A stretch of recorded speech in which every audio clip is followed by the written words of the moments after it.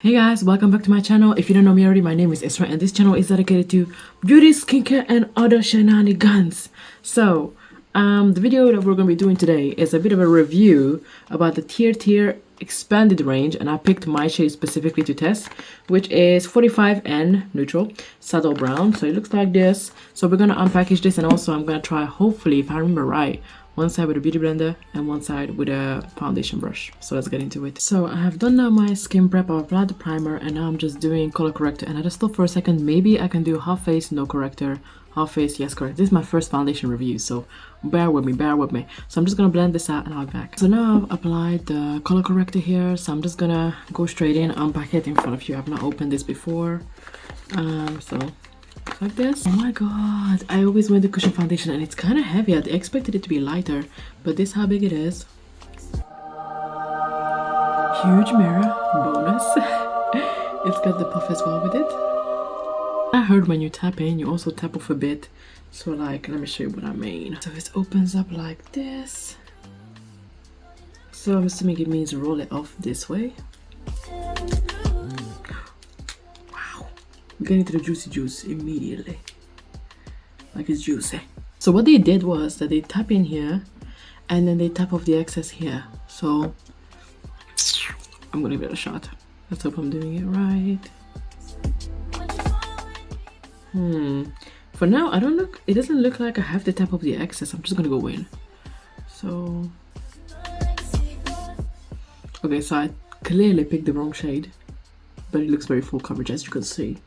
Which is really weird because that means I have to pick a lighter shade. I'm applying it for demonstration purposes, but even my skin tint that's by now is not my shade. Like, look, that's my mistake. But that should not be speaking on the abilities of this. But what it does make me wonder is that if I pick a lighter shade, everyone who's been reviewing the lighter shades before, and they were roughly in my shade range, I'm just wondering if that shade is gonna work for me or it just goes from one extreme to another. But I like how it feels. Okay, cool. So this is the side. This is the side with the color corrector. And I'm just gonna see the side that doesn't have color corrector and see if my hyperpigmentation peeks through.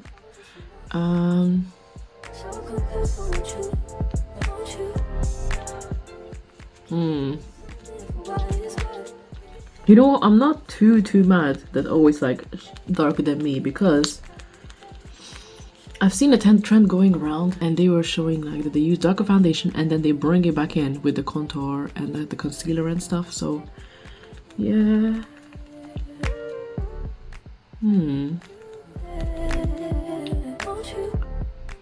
I don't know if I see a difference between the two. Like with this one, I might not have to use a color corrector. Almost 2 p.m. so I'm gonna try to wear it as long as I can. I mean, girl, I might have to give this away.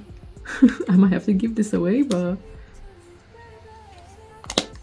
let's fix this with the concealer. But so far what I'm seeing is that it actually covered up my hyperpigmentation pretty well. Shade is like completely off, so I might have to go definitely have to go shade lighter.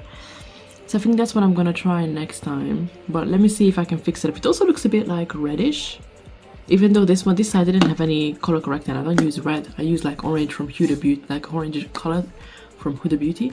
So I'm just gonna apply some concealer and see how we get on. Hey guys, so I finished the rest of my face and this is how it looks. It looks normalish. I mean, I don't have my glasses on, but let me just have a quick look. I'm not gonna put it. Like, yeah, it looks alright. The way that my routine has changed though, I will say, is that I don't use a bronzer because it's already darker than my skin tone. If you can tell the difference between my ears, didn't cover it to show it to y'all. But you know what? Sometimes I'm lazy too. Yeah, so the point is, this one is lighter, and also my neck. I mean, tell me in the comments if you agree, but I feel like it's a different shade to my neck. My neck is lighter. So I feel like it's not a big issue though. I don't think it'll be that apparent, but if I do use this cushion foundation with this shade specifically, I would have to cover my ears as well, which sucks. I don't usually like to, do that because usually it's not this apparent. So I think what I'm gonna do is, if I'm doing like light makeup, I'm gonna have to use the skin tint and reserve that for that. And maybe if I'm doing full bit, I'm gonna use this. And I also sprayed it down now with a setting spray or fixing spray. And you know what? It looks nice. The foundation itself is nice.